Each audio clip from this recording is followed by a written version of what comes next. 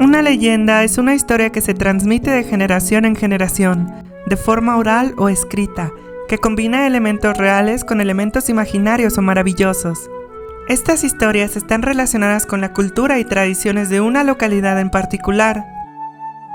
El folclore es una de las principales formas en que las comunidades mantienen su identidad cultural, a través de canciones, danzas, mitos, leyendas, festividades y costumbres. Las sociedades transmiten sus tradiciones y valores a lo largo del tiempo. Estos elementos permiten que las generaciones más jóvenes se puedan conectar con sus raíces, comprendan quiénes son y qué los hace únicos dentro de su historia y su entorno. México es un país lleno de leyendas asombrosas y aterradoras. Es por eso que en esta ocasión traemos a la mesa una tripleta de cuentos de terror que estoy segura les encantarán. Así que apaguen las luces, saquen las palomitas o cualquier golosina que tengan y pónganse cómodos y cómodas para disfrutar de estas 3 historias de terror del folclore mexicano.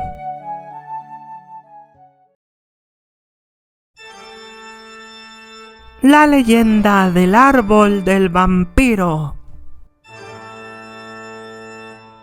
El árbol del vampiro es una de las tantas leyendas que esconde la ciudad de Guadalajara, en Jalisco, México. Hay quien dice que, al cortar sus ramas, gotea la sangre del protagonista de la siguiente historia.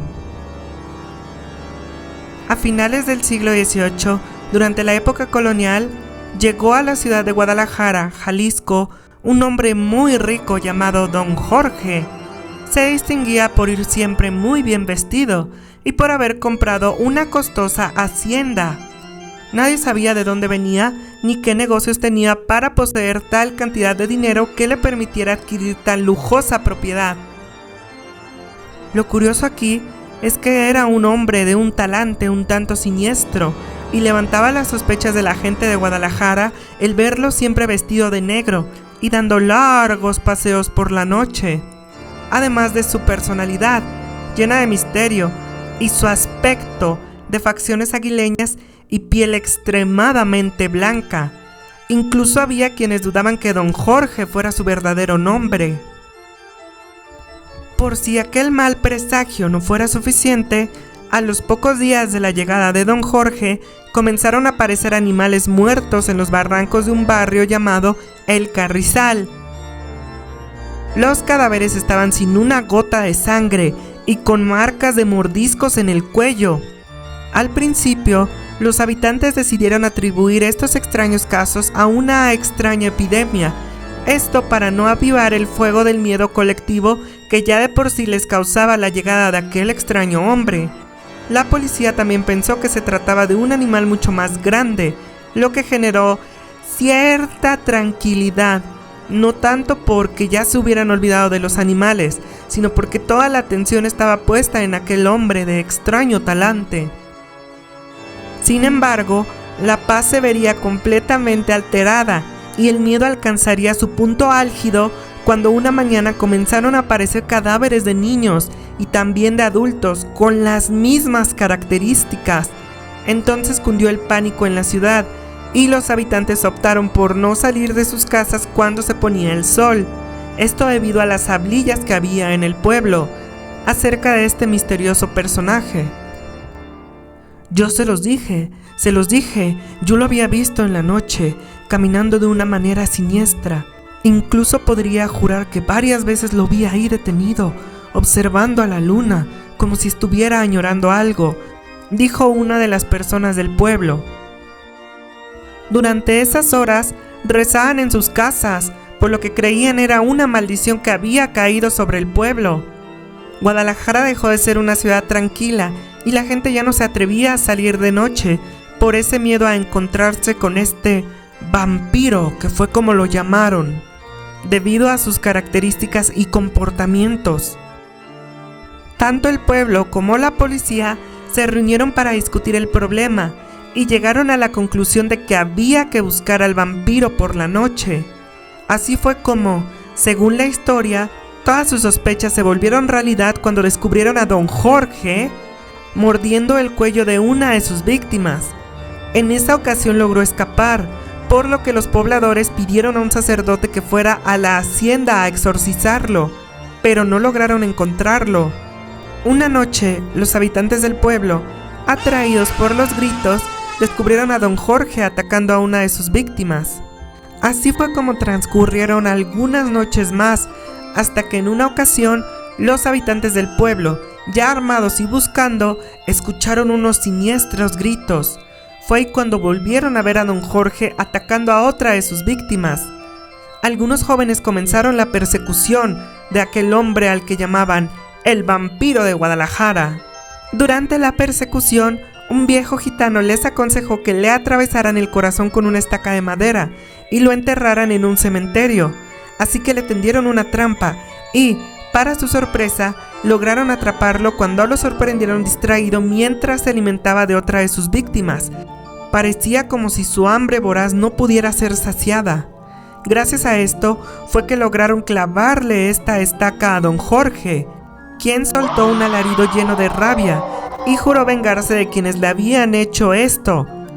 Tras seguir los consejos del gitano, ya cuando el cuerpo de don Jorge se encontraba inmóvil, los jóvenes llevaron el cadáver al Panteón de Belén, donde lo enterraron. Fue así como dieron fin a estos siniestros eventos. Pero la página oficial del Museo Panteón de Belén señala que al día siguiente la sorpresa de los lugareños fue mayor, porque la estaca se había convertido en un árbol que partió en dos la tumba de don Jorge, lo que dio origen a una de las leyendas más antiguas de Guadalajara. Este se convirtió en el árbol Camachín, que hoy la gente visita en el cementerio de Belén, como recordatorio de que ahí descansan los restos del vampiro. Desde entonces, el árbol es conocido como el árbol del vampiro. Según la leyenda, el día que el árbol termine de romper la tumba o sea cortado de raíz, ese día el vampiro será liberado de nuevo y volverá para vengarse y aterrorizar a la gente de Guadalajara una vez más. Se dice además que durante la noche, entre las ramas del árbol, pueden verse reflejados los rostros de las víctimas. El árbol está protegido por una valla, ya que hubo gente que llegó a cortar ramas para comprobar si era cierto que salía sangre de don Jorge, y además para evitar que alguien liberara a ese siniestro vampiro y proteger al pueblo de Guadalajara de la venganza de don Jorge. Número 2. La leyenda del Nahual. En México tenemos muchas leyendas cortas y otras no tanto, leyendas de terror o leyendas urbanas, basadas algunas en hechos reales, otras en fantasía y unas más en lo que la gente cuenta, pero todas ellas interesantes, leyendas que hablan de las tradiciones mexicanas. La creencia en los nahuales está estrechamente ligada a la idea de la dualidad y a la conexión entre el mundo humano y el mundo natural. Se cree que los nahuales pueden comunicarse con los dioses y actuar como intermediarios entre el ser humano y el plano espiritual. La creencia en los nahuales es un testimonio vivo de la riqueza y diversidad de las tradiciones indígenas que han perdurado a lo largo de los siglos. Un nahual es un brujo o un chamán capaz de convertirse en animal. Se dice que, con el paso del tiempo, esta habilidad fue adquirida por chamanes y brujos, ya que casi siempre realizan sus transformaciones por la noche. Estos pueden ser buenos o malos. Si es bueno, se le considera una persona sabia, con poderes para ayudar a los demás, pero si es malo, se dice que es un brujo que busca afectar a las personas. Asimismo, si en su forma animal es atrapado y permanece sin liberarse hasta el amanecer, su muerte será inminente, y en caso de ser herido, al día siguiente, el nahual, que ha recuperado su identidad humana, mostrará las huellas del maltrato sufrido en la parte del cuerpo que fue afectada como animal.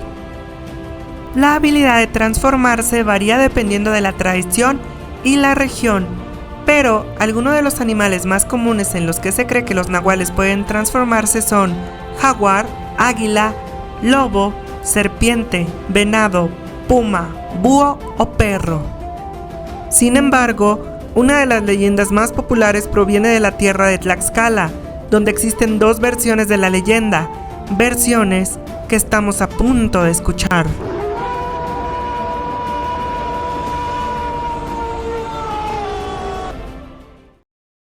tierra de Xicoténcatl existen dos versiones de esta leyenda. Ambas tienen lugar en el municipio de Santa Ana, Chiautempan. La primera versión explica que había unos hombres que salieron a divertirse a una pulquería durante una fría noche de invierno, pero cuando iban de camino a sus casas, un temible lobo de gran tamaño les cerró el paso, por lo que los hombres respondieron disparando e hirieron al lobo en la pata izquierda. Esto hizo que la criatura huyera inmediatamente, pero los hombres decidieron no perseguirla, ya que el lobo de verdad que les causó un gran terror. Mejor decidieron volver a la pulquería aterrorizados para contarle al encargado lo que les había ocurrido. Fue ahí donde se enteraron de que el lobo no era un animal, sino el hombre más rico de la ciudad, quien había hecho un pacto con el diablo para poder tener tales riquezas, según lo que contaba la gente. Y el pacto consistía en que, durante las noches, debía transformarse en un bípedo y gigantesco lobo para recoger las almas de los habitantes del pueblo y ofrecérselas a su malévolo amo. Al principio los hombres no creyeron la historia, pero de pronto uno de ellos comenzó a recordar el suceso y se dio cuenta de que este lobo parecía andar en dos patas. La noche era muy oscura y los pulques que se habían bebido hacían que se les dificultara la visibilidad. Sin embargo, uno de ellos les aseguró: «Yo lo vi, creo que sí andaba en dos patas, tal vez eso fue lo que nos causó este terror». Pero los demás, intentando no entrar en pánico, siguieron con su necedad. Sin embargo, el encargado de la pulquería les aseguró que sus palabras eran correctas, por lo que los hombres decidieron hacer algo. Al día siguiente, acudirían a la casa de este hombre, puesto que, como le habían disparado en una de las patas, se supone que cuenta la leyenda que, si se le hiere a un nahual estando en su forma animal, al día siguiente se podrá ver la herida que le quedó en su forma animal. Así que, haciendo caso del consejo del encargado, se acercaron con cautela a la casa de este rico y poderoso señor. Los cuatro decidieron subir un árbol para tener una mejor vista. La casa estaba rodeada por un suntuoso jardín, lleno de hermosas flores, así como de gran variedad de pequeños árboles, entre los que podíamos distinguir limoneros, naranjos y zarzamoras. Pero no había ni un rastro del dueño, y pensaron en que estaban haciendo algo ridículo, por lo cual decidieron bajar. Pero antes de que tomaran su decisión, vieron abrirse lentamente la puerta principal. Esta produjo un aterrador chirrido, como si la madera fuera muy vieja. Cuando vieron al hombre salir, no parecía tener nada extraño. Caminaba con normalidad hacia sus pequeños árboles, e incluso cogió una naranja que arrancó con delicadeza, y luego fue a sentarse en una de las sillas situadas frente a la pequeña piscina para admirar el cielo mientras la pelaba con parsimonía. Una vez aclarado el misterio, optaron por abandonar el lugar, pero uno de ellos, el que llevaba unos prismáticos para apreciar mejor la escena, soltó un grito cuando el hombre se quitó uno de sus zapatos, dejando al descubierto un pequeño agujero en su pie izquierdo que parecía haber cicatrizado. Los demás se preocuparon por el grito de su compañero e inmediatamente subieron a ver qué pasaba. Este hombre pasó nerviosamente los prismáticos a otro de sus compañeros, que presenció cómo el ricachón se frotaba el pie con aparente malestar. La duda se había disipado y, como si su miedo no pudiera aumentar, aquel tipo del pie herido volteó hacia el árbol donde estaban ellos y esbozó una socarrona sonrisa en la que se podían apreciar unos grandes colmillos lobunos. Los cuatro bajaron despavoridos del árbol y corrieron a la pulquería para beber un poco e intentar olvidar lo sucedido, así como contarle al encargado que tenía razón.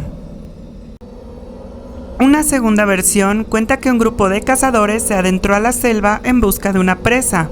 Durante su viaje, uno de los hombres logró ver una enorme figura oculta entre los árboles, dándose cuenta de que se trataba de un enorme perro negro que los miraba fijamente.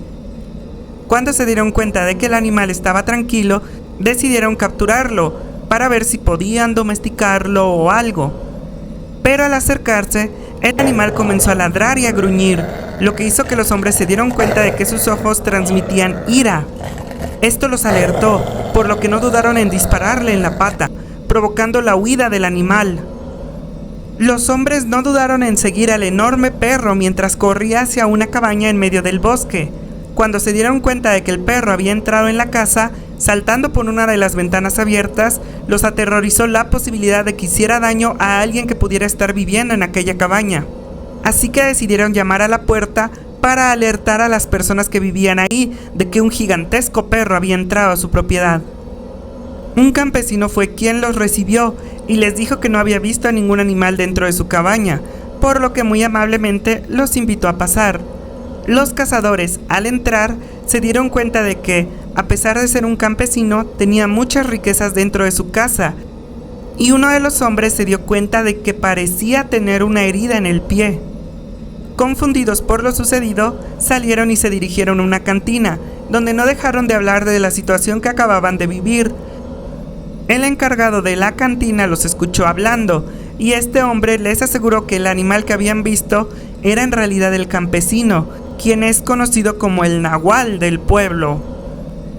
Fue ahí cuando el encargado les contó la historia de los nahuales, que mucha gente tiende a pensar que un nahual es alguien que hizo un pacto con el diablo, pero la realidad es que se trata de personas que han alcanzado un nivel más allá del mundo humano y que han podido llegar al mundo espiritual, pudiendo transformarse en un animal. Estos pueden ser de diferentes variantes, como perros, lobos, águilas o incluso grandes felinos como pumas. La gran mayoría de los nahuales son hechiceros o chamanes con poderes mágicos y pueden ser tanto buenos como malos. El encargado les dijo que habían tenido mucha suerte de encontrarse con un nahual cuyas intenciones no eran malas, porque de lo contrario, solo Dios sabe lo que les podría haber pasado. Tras estas declaraciones, las dudas surgieron y las preguntas llovieron por montón. Entonces, ¿por qué parecía que sus ojos estaban llenos de ira? ¿Será tal vez porque habían invadido su propiedad? ¿O quizá tal vez estaba cuidando de que no hicieran ningún daño? No lo sabían, pero entonces, si era verdad, ¿por qué no decidió tomar venganza cuando los tenía ahí indefensos en su cabaña? No lo sabían, muchas preguntas, pocas respuestas. Fue entonces que los hombres asustados decidieron seguir bebiendo para olvidar aquella experiencia, además de que juraron jamás regresar a ese lugar, ya que, por lo que les contó el dueño de la cantina y la experiencia que tuvieron, se dieron cuenta de que apenas si pudieron librarla, y si regresaban, no sabían lo que podía suceder. Y es así como desde entonces, en varias partes de México se cuentan historias sobre los nahuales, pero todo esto se queda en simples historias. La mano de la reja, la leyenda de terror más famosa de Michoacán. La mano de la reja, o la mano en la reja, es una historia infaltable dentro de las leyendas mexicanas de terror. Sucedió en Morelia, Michoacán, y forma parte de la tradición popular. Don Juan Núñez era un hombre adinerado que llegó a Morelia, la antigua Valladolid, después de sufrir una tragedia, la muerte de su esposa Leonor, a pocos días del nacimiento de su única hija. El comerciante no quería que su hija estuviera sola, por lo que pronto se casó con una mujer llamada Margarita, quien se hizo cargo de la niña mientras Núñez viajaba por negocios. En Morelia, esta historia tiene una gran tradición y se remonta a la época colonial. La familia vivía en una elegante mansión en la avenida Fray Antonio de San Miguel, también conocida como San Diego, una casona con un sótano que tenía una ventana que daba a la calle. Con el paso del tiempo, la belleza de la joven Leonor, llamada así por su madre, era innegable al florecer como una hermosa rosa, y la madrastra, celosa y envidiosa de aquellos encantos que iluminaban el cielo, decidió encerrarla como cautiva desarmada y solo le permitía ir a misa los domingos, a la cercana iglesia dedicada a la Virgen de Guadalupe. Tal era su obsesión por encerrar a la bella joven que ni siquiera le permitía asomarse a través de las ventanas para contemplar el sol. Era curioso que el padre, absorto en sus negocios y aún deprimido por la muerte de su antigua esposa, a la que no podía olvidar y cuya belleza había heredado su hija, no se diera cuenta del encierro al cual habían sometido a la joven. Por supuesto, Margarita sedujo al padre con la advertencia de que solo cuidaba de su hija, queriendo evitar que le ocurriera algo malo. Pero don Núñez empezó a sentir cierto pesar por no pasar tiempo con su hija, por lo que decidió salir a pasear con ella y acercársele un poco más. Fue en ese momento cuando la vio un noble caballero de la corte del virrey, quien a primera vista se enamoró de ella. Aprovechando un momento en que la muchacha se encontraba sola, se le acercó, se presentó y, sin ninguna vergüenza, le dijo que quería cortejarla. Leonor, quien nunca antes había visto a un hombre tan atractivo como aquel noble caballero, sintió un curioso revoloteo en el estómago y, sin que se diera cuenta, el flechazo del primer amor le llegó. A partir de ese momento, los amantes se vieron en secreto en la ventana de la habitación de Leonor. Su pretendiente le dedicaba poemas y canciones que la hacían soñar con el día en que se casaran. Pero una de esas noches, la madrastra de Leonor la sorprendió hablando con aquel caballero, y la furia emanó de su cuerpo como un fuego abrasador. Pero su mente era fría y calculadora, por lo que decidió no interrumpir el encuentro, y esperó. Un día, Manrique, el noble caballero, tuvo que viajar inesperadamente a la capital, pero a su regreso juró casarse con Leonor. Ese sería el momento que la madrastra llevaba tanto tiempo esperando, ya que no solo Manrique tuvo que salir de viaje repentinamente, sino también don Juan Núñez de Castro. Así la madrastra incrementó su cruel trato hacia su hijastra, encerrándola en el sótano, convirtiendo aquel húmedo espacio en su eterna prisión. Lo peor de todo es que Margarita prohibió a los empleados que le dieran de comer o de beber. Allí Leonor tenía que dormir en una habitación fría y oscura, con una sola ventana a nivel de la calle, cubierta por una reja. Como los empleados de la casa tenían prohibido llevarle comida, la pobre joven sacaba la mano por la reja, implorando a la gente que pasaba por la calzada que le diera algo de comer. ¿Podría darme un poco de pan y agua? Me estoy muriendo, dicen que murmuraba a los que pasaban por la calle. Por eso, la gente empezó a conocerla como la mano de la reja. Al principio, esto asustó mucho a la gente, y empezaron a difundir todo tipo de rumores sobre aquella extraña mano que aparecía del enrejado. Pero doña Margarita, tan astuta como de costumbre, se encargó de desmentir todos estos rumores, y así pasaron largos días. Manrique regresó a Morelia, emocionado por volver a ver aquellos ojos de color miel que lo miraban con gran ilusión, y ansioso por besar los carnosos labios de su amada. Pero cuando se acercó a la ventana de la doncella y la llamó, y no la vio aparecer, la preocupación y la angustia se apoderaron de su ser. Intentó averiguar qué había sido de ella, pero nadie supo darle una respuesta, y Margarita no hacía nada más que ignorar las súplicas del caballero. Finalmente, don Juan regresó de su viaje y el caballero acudió a él para preguntarle por su hija.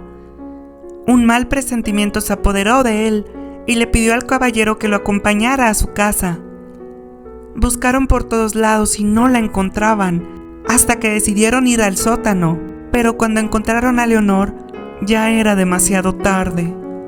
La pobre joven había muerto en el sótano de hambre y frío.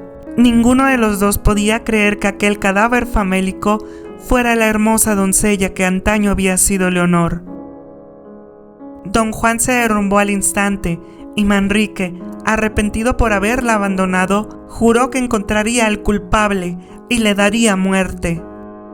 Tras una breve indagación hecha a la gente que pasaba por la calzada y a los empleados de la casa, pudieron averiguar que había sido Margarita la responsable de haber matado de sed e inanición a la pobre Leonor.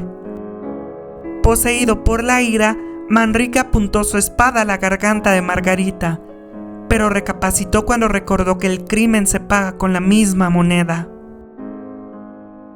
Decidió encerrar a Margarita en la bodega de una casa abandonada, en donde sufriría el mismo destino que le hizo pasar a Leonor.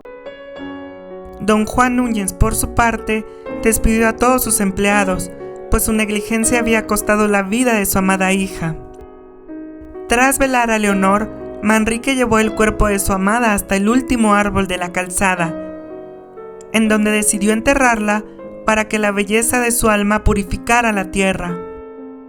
Don Juan Núñez abandonó la casa y se fue de Morelia al no poder soportar el dolor, y nunca más se supo de él, aunque se dice que regresaba cada año a colocar flores en la tumba de Leonor, al igual que lo hizo Manrique.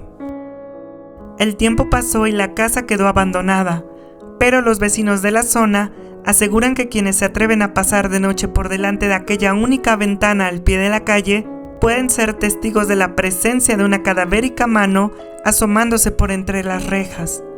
Incluso dicen que se puede escuchar una débil voz suplicando por ayuda. ¿Podría darme un poco de pan y agua? Por favor, me estoy muriendo.